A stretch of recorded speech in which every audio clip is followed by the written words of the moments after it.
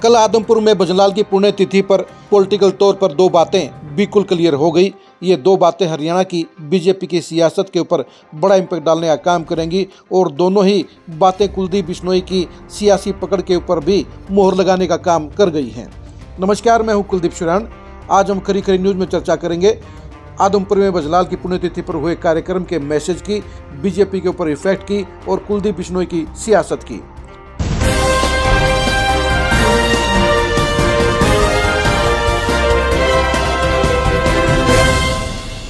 आदमपुर में चौधरी भजनलाल की पुण्यतिथि के अवसर पर हजारों लोगों की मौजूदगी ने यह साफ कर दिया कि कुलदीप बिश्नोई प्रदेश की पॉलिटिक्स में खारिज नहीं है, क्योंकि उनके साथ में अभी भी हजारों लोगों का कैडर है, हजारों समर्थक उनके साथ में हर समय खड़े हैं और भजनलाल की सियासी विरासत अभी खत्म नहीं हुई है। बीजेपी के काफ़ी नेता ये मानकर चलते हैं कि कुलदीप बिश्नोई और भजनलाल के पूरे वोट बैंक को उन्होंने कैप्चर कर लिया है। BJP non Jat vote bank के ऊपर काबिज हो गई है और अब बीजेपी को कोई खतरा नहीं है।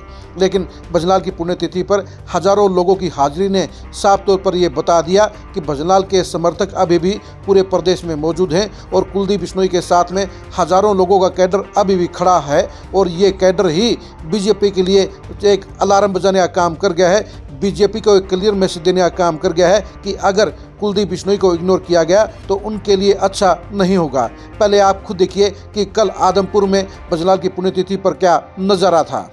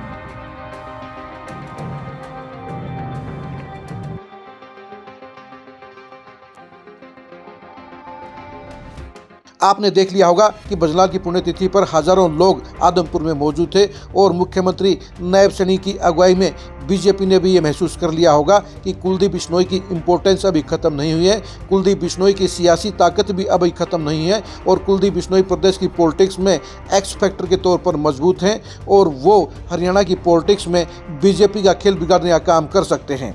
यानी अगर कुलदीप बिश्नोई बीजेपी के साथ में रहेंगे तो बीजेपी सेफ रहेगी और अगर कुलदीप बिश्नोई ने बीजेपी को छोड़ दिया तो फिर बीजेपी के लिए 2029 में बड़ी दिक्कत पैदा हो सकती है और मुख्यमंत्री नायब सैनी इस बात को पहले से ही समझ गए थे।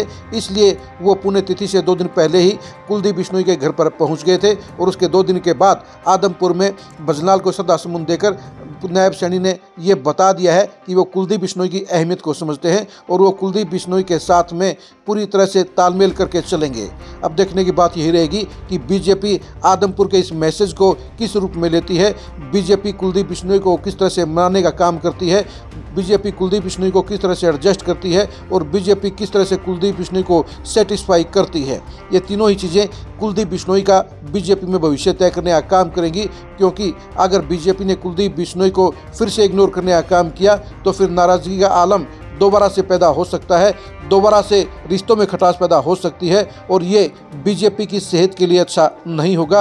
अब देखने की बात यही रहेगी कि बीजेपी कुलदीप बिश्नोई के इस साइलेंट शक्ति प्रदर्शन को कैसे लेती है। लेकिन आदमपुर में ये साबित हो गया है कि कुलदीप बिश्नोई अभी भी प्रदेश की सियासत में अलग एक कैडर रखते हैं, एक अलग अहमियत रखते हैं और अलग वोट बैंक के ऊपर अभी भी उनका इम्पैक्ट है। और ये तीनों ही बातें कुलदीप बिश्नोई की हरियाणा की सियासत में एक इम्पोर्टेंट भूमिका के बारे में भी साफ तौर पर संकेत देने का काम कर गई हैं। यानी कुलदीप बिश्नोई ना तो खारिज हैं, कुलदीप बिश्नोई ना ही खत्म हुए हैं और कुलदीप बिश्नोई बीजेपी के लिए अभी भी बेहद ज़रूरी हैं। कुलदीप बिश्नोई को मनाना और अपने साथ रखना बीजेपी के लिए मजबूरी सा लग रहा है। आप कुलदीप बिश्नोई की सियासत के बारे में क्या सोचते हैं, कमेंट करके जरूर बताइए। बीजेपी कुलदीप बिश्नोई को किस तरह से अपने साथ रखने का काम कर सकती है, ये भी कमेंट करके जरूर बताइए। कुलदीप बिश्नोई अगर नाराज हो गए तो वो बीजेपी को कैसे नुकसान करेंगे, इसके बारे में भी कमेंट करके जरूर बताइए। कुलदीप बिश्नोई की सियासत के अंजाम को जानने के लिए आप लगातार खरी खरी न्यूज़ के साथ बने रहिए। आप हमारे फेसबुक पेज को फॉलो कीजिए, आप हमारे यूट्यूब चैनल को सब्सक्राइब कीजिए। नमस्कार।